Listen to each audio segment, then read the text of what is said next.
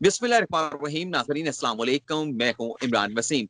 आज के प्रोग्राम में हमारे साथ मारूफ कानूनदान अजहर सदीक साहब मौजूद होंगे। आज वज़ीर आज़म इमरान खान ने वफाकी काबीना के इजलास में ब्रॉडशीट कमीशन की रिपोर्ट को पब्लिक करने का फैसला किया। अगरचे हुकूमत की जानिब से ब्रॉडशीट कमीशन के इस रिपोर्ट को ताहाल ऑफिशियली पब्लिक नहीं किया गया, लेकिन जैसे ही हुकूमत का यह फैसला सामने आया, कमीशन की रिपोर्ट के जो मंदरजात सामने आए वो बड़े हैरानकुन थे। कमीशन ने अपनी रिपोर्ट में बड़े इंकशाफात भी किए हैं, संगीन मामलात से पर्दा उठाया है कमीशन ने अपने इस रिपोर्ट में। तो अजहर सदीक साहब, आज की इस वीडियो में ब्रॉडशीट कमीशन की रिपोर्ट पर आपके साथ गुफ्तगू करेंगे। कुछ सवालात हैं क्योंकि कमीशन ने अपनी रिपोर्ट में साबिक सदर आसिफ अली जरदारी के जो $60 मिलियन के स्विस मुकदमात हैं उनका रिकॉर्ड खोलने की बात की है, और नैब को एक बड़ी जिम्मेदारी जो है कमीशन ने अपनी रिपोर्ट में दे दी है। इसी तरह से कमीशन ने अपनी रिपोर्ट में साबिक वजीर आजम नवाज शरीफ और साबिक सदर परवेज मुशर्रफ का जिक्र भी किया है, गीदड़ों का जिक्र भी किया है। कमीशन ने अपनी रिपोर्ट में नजम सेठी का जिक्र किया गया है, और इस मामले पर कह सकते हैं कि नजम सेठी की जो चिड़िया है, कमीशन ने अपनी रिपोर्ट में नजम सेठी की उस चिड़िया को धर लिया है। और ब्रॉडशीट कमीशन के मामले पर कौन कौन मुजरम निकला है, ये सारे आज के हमारे पॉइंट्स हैं जिस पर आपका इनपुट लेने की कोशिश करेंगे। तो सबसे पहले तो ये बता दें कि कमीशन ने अपनी रिपोर्ट में, या कमीशन के जो सरबराह हैं जस्टिस शेख अजमत सईद ने अपने नोट में गीदड़ किसको कहा है, क्योंकि जस्टिस शेख अजमत सईद ने अपनी रिपोर्ट में यह कहा कि जब वो अपनी रिपोर्ट लिख रहे थे तो मार्गला की पहाड़ियों के दामन में गीदड़ भी मौजूद थे, लेकिन इन गीदड़ों की गीदड़ भक्तियों से वो डरने वाले नहीं, अपनी रिपोर्ट को उन्होंने मुरतब किया है। तो इस पर आप क्या कहते हैं कि इशारा किन गीदड़ों की तरफ था जस्टिस शेख अजमत सईद का अपनी इस रिपोर्ट में? देखिए, रिपोर्ट के मंदरजात सामने आने के बाद और उसके कंटेंट सारा पढ़ने के बाद वन कैन इजीली इमेजिन ये सियासी लीडर्स ही हैं हमारे, और ये वही सियासी लीडर हैं जिन्होंने सबसे ज्यादा शोर डाला था कि शेख अजमत सईद साहब को कमीशन का चेयरमैन क्यों बना दिया गया, वन मैन ट्राइब्यूनल क्यों बना दिया गया। उसमें पाकिस्तान मुस्लिम लीग नून और पाकिस्तान पीपल्स पार्टी के उनके आप उनके टीवी क्लिप देख लें, उनकी प्रेस कॉन्फ्रेंस देख लें, सबसे ज्यादा मुसीबत उन्हीं को लगी थी। और उसकी हकीकत भी थोड़ी सी कुछ यूं है, अगर आपको थोड़ी सी तारीख याद हो, कि ये बुनियादी तौर पर 1996 से मामला शुरू होता है ये काम। यानी अगर ये एसेट रिकवरी यूनिट का एग्रीमेंट अगर होता है बाद में, लेकिन उसकी पुरानी हिस्ट्री मौजूद है और उसमें नाम आपको पता है, फारूक लगारी का भी नाम आया, नजम सेठी का भी नाम आया। हिस्ट्री के अंदर वो सारी चीजें सारी सामने आ गई कि एहतसाब जो कमीशन बना था, या एहतसाब ब्यूरो एक्ट बना था, जो एहतसाब कमीशन बना था सैफुर रहमान के दौर में, उस वक्त तक ये सारी चीजें हो चुकी थी, नाम भी आ चुके हैं उन दोनों के, कि जो फ्रंट लाइन पर आकर उन्होंने आकर ये काम सारा चलाया था। तो ये तो हमने देख लिया, तो ये बड़ा वाज़ेह तौर पर है कि ये गीदड़ और कोई नहीं है, ये वो सियासतदान ही है जिन्होंने करप्शन लूट मार करके और फाइलों के नीचे चीजें दबा दी थी, और उन्हीं को मुसीबत लगी हुई थी, उन्हीं को मुसीबत पड़ी थी। लेकिन क्रेडिट जाता है जनाब जस्टिस शेख अजमत सईद साहब का। मैं तो चूंकि उन्हें बहुत पुराना जानता हूं, मैं उनका बहुत बदा हूं, और वो ना डरने वाले हैं, ना घबराने वाले हैं, ना पीछे जाने वाले हैं, आपके सामने हैं अभी तक जो फैसले किए, और वो खड़े और वो यानी उन जजेस में से हैं जो सामने आकर खेलते हैं और जवाब भी देते हैं, और पीछे नहीं हटते हैं। ये नहीं चंद लोगों ने अगर बातें की तो जाकर साइड पे बैठ गए, ये उनमें से नहीं है। अजहर सर, एक तो थोड़ा सा आप हेडरूम दे दें, हेडरूम आपका बहुत कम है। अगला मेरा सवाल आपसे ये है कि कमीशन ने अपनी रिपोर्ट में साबिक सदर आसिफ अली जरदारी के $60 मिलियन के जो मुकदमात का रिकॉर्ड है उसका जिक्र किया है, और नैब ने कहा है कि इस तमाम रिकॉर्ड का ना सिर्फ जायजा लिया जाए बल्कि कमीशन इस बात का तयन भी करें कि ये जो स्विस मुकदमात की दस्तावेजात हैं इसकी बुनियाद पर क्या फ्रेश कोई प्रोसीडिंग हो सकती है, कार्रवाई हो सकती है, या फिर पहले से जो अदालतों में मुकदमा जेर इल्तवा है इन दस्तावेजात को आया कि वहां पे इस्तेमाल किया जा सकता है। तो जाहिर सी बात है कि इशारा साबिक सदर आसिफ आसिफ अली जरदारी की तरफ है। तो ये जो फाइंडिंग है कमीशन की, ये फाइंडिंग सामने आने के बाद आप क्या समझते हैं कि आइंदा आने वाले दिनों में आसिफ अली जरदारी के लिए सियासी तौर पर क्या मुश्किलात पैदा हो सकती हैं? इमरान सियासी साहब तौर पर। देखें, अब देखिए, बुनियादी तौर पर आपको याद है कि नैब ऑर्डिनेंस 1999 की डेडलाइन जो है ना, वो 1984 है। 84 के बाद की सारी inquiry, investigation, money laundering, corruption, corrupt practices, सारे मामला खुल सकते हैं।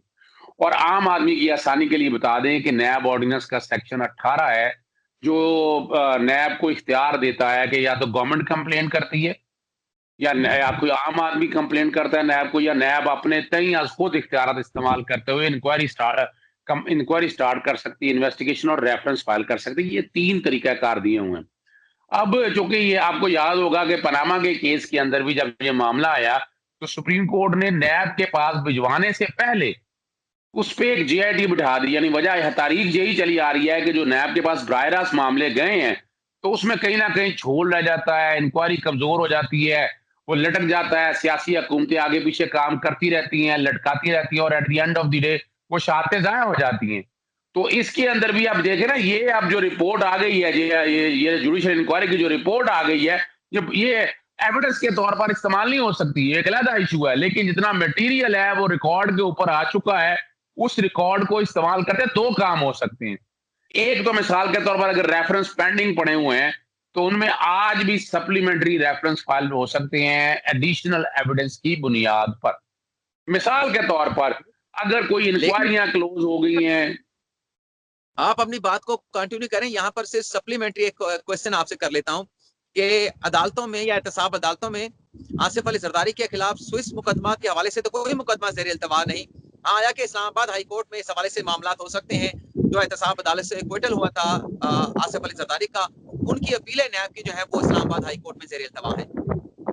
देखिए, वो बुनियादी तौर पे मैं वही बात बताता हूँ कि ये एविडेंस वहां पर इस्तेमाल हो सकती है। एक तो वो अपीलों के अंदर सारी की ये एविडेंस और आ गई है, सेट असाइड होकर वो वापस आकर दोबारा नए सिरे से इसकी बाकायदा रेफरेंस होकर शहादतें रिकॉर्ड हो सकती हैं। दूसरा है कि कई मामला में इंक्वायरी या इन्वेस्टिगेशन सफिशिएंट एविडेंस ना होने की वजह से, एक आपको पता है क्लोज होगी, वाजिद शम्स का आपको नाम याद होना चाहिए, वो डालते रहे बासत के ऊपर, लेकिन वाजिद शम्स आपको याद है रिकॉर्ड स्विट्जरलैंड जब आया था स्विट्जरलैंड से, तो सारा उन्होंने जलाया था, गायब किया था, जो कोई भी किया था आपके सामने, बड़े-बड़े बक्से आए थे, और यहाँ नैब के अंदर वो रिकॉर्ड मौजूद था। तो आज भी वो इंक्वायरी और इन्वेस्टिगेशन 84 डेडलाइन के बाद की। और आपको याद होगा कि हम अगर जाएं, जब वो आपको याद है कि तकरीबन वो कोई 29 या 30 तरामीम आपको याद है पीपल्स पार्टी के फारूक एच नाइक साहब ने और यहाँ से शाहिद खकान अब्बासी वगैरह ने नैब के कवानीन के अंदर दी थी। वो आपको याद होना चाहिए। वो तरामीम का मकसद यही था कि सिर्फ पिछले 5 साल तक आ जाए। डेडलाइन उसकी 1990 करने की बात हो 1999 करने की बात हो रही थी, ताकि पुरानी चीजें खुल ना सके। अभी तो फिलहाल 1984 डेडलाइन मौजूद है। इंक्वायरी, इन्वेस्टिगेशन, अगर कोई रेफरेंस यानी फर्ज करे इन एविडेंस की बुनियाद, ये जो एविडेंस सारी है, इनको सामने रख के अगर फैसला हो चुका है, तो फिर वो शायद जो कि सुप्रीम कोर्ट का अगर मामला, जैसे हुदैबिया मामला जो है, अगर आप नवाज शरीफ के मामला अगर देखें, हुदैबिया का सुप्रीम कोर्ट ने इंक्वायरी इन्वेस्टिगेशन खत्म कर दी, लेकिन उस हुदैबिया के अलावा अगर कोई इससे इंटरलिंक चीजें करती हैं, उसकी इंक्वायरी और इन्वेस्टिगेशन आज भी हो सकती है। फौजदारी प्रोसीडिंग के अंदर असूली तौर पर तो टाइम लिमिट का प्रिंसिपल अप्लाई नहीं होता है। तो देखा जाए, उनके लिए खतरे की घंटी मौजूद है, किसी वक्त भी ये मामला उठाए जा सकते हैं। और ये अगर ये करना क्या होगा कि हमारी वफाकी हुकूमत को बाकायदा नैब को एक लिखनी पड़ेगी, कंप्लेंट जारी करनी पड़ेगी, इनको अपनी वकला की टीम में बिठाकर एविडेंस साथ डालकर और चीजें सारी नैब के सामने भिजवानी होगी। नैब फिर उसको कंप्लेंट वेरिफिकेशन में जाके इंक्वायरी में कन्वर्ट कर सकता है, इंक्वायरी से इन्वेस्टिगेशन में अपग्रेड हो सकती है और रेफरेंस फाइल हो सकती है। अच्छा सर, ये बताएं कि रिपोर्ट में ये भी जिक्र किया गया कि जब एहतसाब का इदारा बना और ब्रॉडशीट के साथ मुआहिदा हुआ, तो एक फहरिस्त तैयार की गई जिसमें उन सियासी लोगों के, करप्ट सियासी लोगों के नाम शामिल थे जिन्होंने गैर कानूनी तरीका इस्तेमाल करके या गैर कानूनी हथकंडों से पैसा बनाया, और उनकी तहकीकात होनी थी। लेकिन उस फहरिस्त की, उस मुआहिदे की स्याही खुश्क होने से पहले ही जो मेजर हदफ थे, लफ्ज इस्तेमाल किया है रिपोर्ट में, जो मेजर हदफ थे नवाज शरीफ और उनका खानदान, उन्हें रातों रात जो है वो बैरून मुल्क भिजवा दिया गया। तो ये चार्जशीट शरीफ खानदान को किया गया है या साबिक सदर परवेज मुशर्रफ को किया गया है, जिन्होंने सऊदी अरब के साथ सेटलमेंट करके और नवाज शरीफ के साथ मुआहिदा करके जो है उन्हें सऊदी अरब रवाना कर दिया। तो यहाँ पर चार्जशीट किसे किया गया है, परवेज मुशर्रफ को या नवाज शरीफ खानदान को, शरीफ खानदान को? देखिए, बुनियादी तौर पर आपको पता है एनआरओ हुआ था, ये मानते नहीं थे। ये तो कहते थे मुआहिदा कोई नहीं हुआ हमारा, 5 साल का, 10 साल का वो मुआहिदा साद हरेरी ने सामने पेश कर दिया, सऊदी हुकूमत के सामने की भी। तो ये बेसिकली तो ये एनआरओ दिया था उनको। और अगर आप देखें, अगर वो एनआरओ की कानूनी और आईनी हैसियत नहीं, एनआरओ सेटिस्फाइड हो चुका हुआ है वो। लेकिन ये एक चीज साबित कर रही है कि ये खानदान, शरीफ खानदान कितना एक्सपर्ट था, जो नाम गॉड फादर या सीजनल माफियन के लिए इस्तेमाल हुए, वो इस बात का सबूत है कि देखिए वो सिर्फ इस रिपोर्ट आने के बाद एक चीज वादी होगी कि उनके पास इतने सबूत मौजूद थे, ये इतनी आसानी से मुल्क से बाहर नहीं गए। उनकी एविडेंस करप्शन की इतनी चीज, अपना वॉल्यूम इतने मौजूद थे, इतना रिकॉर्ड मौजूद था कि नवाज शरीफ खानदान ने बेहतर यही समझा कि अगर ये केस खुल गए तो उनकी जायदादें बैरून मुल्क पाकिस्तान के अंदर सारी जब्त हो जाएंगी, अटैच हो जाएंगी, सजाएं हो जाएंगी। उन्होंने बड़ी चालाकी के साथ, अकलमंदी के साथ सऊदी गवर्नमेंट को डाल के, प्रेशर डाल के, और वो आराम से बाहर चले गए। लेकिन ये मामले दबे नहीं है। आज भी अगर आप देखें तो ये जिते, अभी तो देखे ना, मैंने आपके साथ प्रोग्राम में एक बार बताया था कि 23 के करीब, 23 से 32 के करीब। अजहर भाई, चाहे जितना भी प्रेशर डलवाया गया हो सऊदी अरब से, मुल्क के हुक्मरान तो उस वक्त परवेज मुशर्रफ ही थे ना। तो अगर उन्होंने उन्हें बाहर जाने दिया है तो लाइबिलिटी जो है वो साबिक सदर परवेज मुशर्रफ पर भी फिक्स होती है कि अगर इतने संगीन मुकदमात थे शरीफ खानदान के खिलाफ तो उन्हें क्यों बाहर भेजा गया। चाहे सऊदी अरब का दबाव था, जितना भी दबाव था, तो क्यों भेजा गया उन्हें। देखिए एक बात बड़ी वाज़ेह है, अगर इन चीज़ों को हम बैठकर, यानी आप जो बात कह रही हैं उसमें तो liability definitely general Parvez Musharraf की और उनके काबीना के इस कॉन्टेक्स्ट में। लेकिन वो सवाल बड़ा सीधा-सा है कि उस वक़्त बाकायदा एक एनआरओ दिया गया था, और वो फिर बहुत से लोगों को दिया गया था, सिर्फ़ इस खानदान को नहीं दिया गया था। और इस खानदान को लपेट के ये फ़ौरन भाग गया था। ये तो मानता नहीं था ना, ये तो मानता नहीं है ना, ये तो खुद एनआरओ को नहीं मानता। तो ये मामला सारा जो है ना, मेरी ज़ाती राय के मुताबिक लायबिलिटी भी फिक्स हो जाएगी, जिसने इन्हें फ़ायदा दिया। अब अगर सेक्शन 9 देखें नैब का, आप अंदाज़ा लगा लें मिसयूज़ ऑफ अथॉरिटी का। अगर देखा जाए, अगर जनरल परवेज़ मुशर्रफ ने या किसी ने उनको फ़ायदा दिया है, तो मिसयूज़ ऑफ अथॉरिटी है। उस मिसयूज़ ऑफ अथॉरिटी को अगर आप सामने रख कर देखें, तो सारे काम की तहकीक और इन्वेस्टिगेशन आज भी हो सकती है। उसमें नवाज शरीफ खानदान होगा या जनरल परवेज़ मुशर्रफ मौजूद होंगे, जो होगा उनका किरदार सामने आ जाएगा।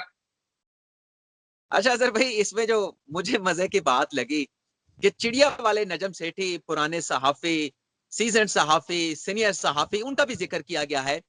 और जिक्र इस तरह से किया गया कि जब एहतसाब ब्यूरो बनाया गया, मोहतरमा बेनजीर भुट्टो की हुकूमत को खत्म किया गया, तो एहतसाब ब्यूरो बना।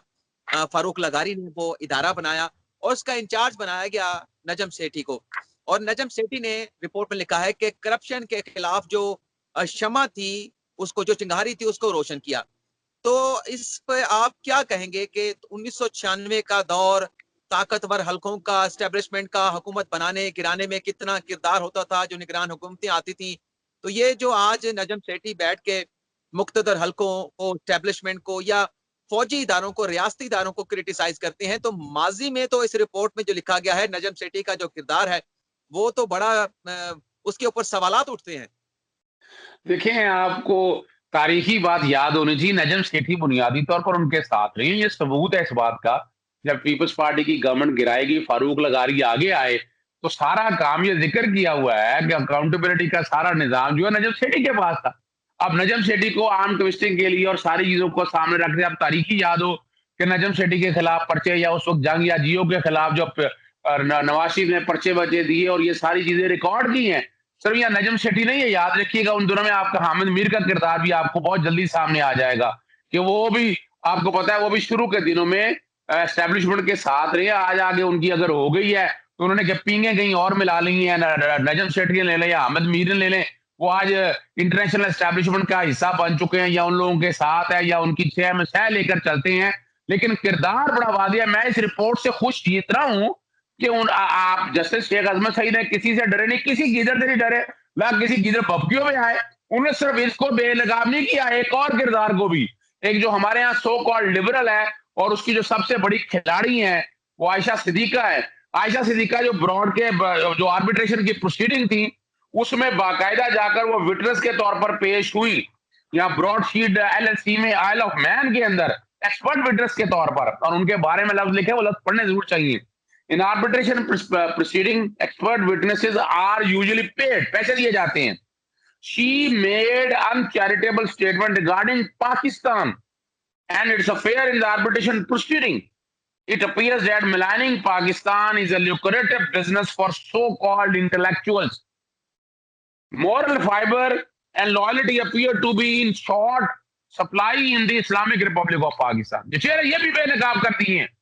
मेरा जैसा आर्मी, आप जैसे लोग, हम इन लोगों को बदनाम बेनकाब करते आए हैं। ये सो कॉल्ड लिबरल जो एजेंडा लेकर चल रहे हैं, उनके चेहरे भी बेनकाब हो गए कि वो भी एक बाकायदा एजेंडे पर लेकर चलते हैं। तो ये मैं तो मुबारकबाद पेश करूंगा जनाब जस्टिस शेख अजमत साहिब का, और मैं सैल्यूट दूंगा उनको कि उन्होंने एक बेहतरीन और चेहरे बेनकाब कर दिया। अब सवाल है, सारा कुछ सामने रखती है मौजूदा हुकूमत, कितना इसको आगे लेकर चलती है, कितनी इंक्वायरी इन्वेस्टिगेशन में लेकर चलती है, ये देखना है। अजहर भाई, आपको इंटरप्ट करता हूँ, और देखने वाले यकीनन मुझे जो है वो बुरा भला भी कहेंगे कि अजहर भाई बात कर रहे होते हैं, आप उनको बीच में इंटरप्ट कर देते हैं। एक्चुअली प्रोग्राम का टाइम भी ज्यादा हो गया है, और जो ब्रॉडशीट कमीशन की मुकम्मल रिपोर्ट है वो तो अभी मंजर आम पर आई नहीं है। अभी तो बहुत सारी चीजें सामने आएंगी जब हुकूमत की जानिब से ऑफिशियली इस रिपोर्ट को पब्लिक किया जाएगा। लेकिन जो अभी तक के चीजें सामने आई हैं उसमें एक तो हुकूमत को ये कहा है ब्रॉडशीट कमीशन ने अपने इस रिपोर्ट में कि जो हिसास रिकॉर्ड होता है खास तौर पर करप्शन के मुकदमात के हवाले से, उन्हें फूल प्रूफ बनाया जाए। और इसके साथ साथ कमीशन ने अपनी रिपोर्ट में हुकूमत पाकिस्तान से यह भी कहा है कि एस्टेब्लिशमेंट डिवीजन के जरिए तमाम इदारों को हदायत जारी की जाए कि इस तरह का जो रिकॉर्ड है ना सिर्फ उसे उसकी हिफाजत की जाए, उसको मेंटेन किया जाए, बल्कि इसके साथ साथ तमाम जो रियासती इदारे हैं, वजारतें हैं, डिवीजन हैं, उन्हें रोक दिया गया है कि हुकूमत पाकिस्तान की इजाजत के बगैर, मुतलका अथॉरिटी से इजाजत हासिल किए बगैर कोई भी रियासती इदारा जो है, वजारत चाहे वो वजारत हो चाहे वो डिवीजन हो, इस तरह का मुआहदा किसी इंटरनेशनल कंपनी के साथ नहीं कर सकता। और जो 2008 में एक फेक ब्रॉडशीट कंपनी को $15 लाख की अदायगी की थी, उनका जिम्मेदारों का तयन भी कर दिया गया है। 5 मुजरमान का या मुलजमान का तयन किया है, जिसमें एक अहमद बिलाल सूफी का नाम है, दूसरे हसन साकिब शेख का, उन्हें जिम्मेदार करार दिया गया है। अब्दुल बासित जो कि पाकिस्तान हाई कमीशन लंदन में डिप्टी हाई कमीशन रह चुके हैं, उनको भी जो है जिम्मेदार करार दिया गया है। इसी तरह से गुलाम रसूल को भी जिम्मेदार करार दिया गया है, जो कि ज्वाइंट सेक्रेटरी वजारत कानून में रह चुके हैं। इसी तरह से शाहिद अली बेग पाकिस्तानी हाई कमीशन ने लंदन में डायरेक्टर ऑडिट एंड अकाउंटेंट रह चुके हैं, उनका नाम भी जो है इसमें शामिल किया गया है। तो ये 5 से 6 लोग हैं, इनको जो है वो आप कह सकते हैं कि चार्जशीट कर दिया है कि बाकायदा जो $15 लाख की अदायगियां हुई, इसे फ्रॉड कहा जा सकता है, इसे गलती नहीं कहा जा सकता। तो आपसे भी इजाजत चाहूंगा अजहर सदीक साहब, जब पूरी रिपोर्ट पब्लिक होगी तो इस मौजू के ऊपर फिर एक लंबी निश्चित आपके साथ करेंगे। लेकिन फिलहाल आपसे और नाज़रीन से मैं इजाजत चाहूंगा। अगली वीडियो में एक नई खबर के साथ आपकी खिदमत में हाजिर होंगे। अल्लाह हाफिज।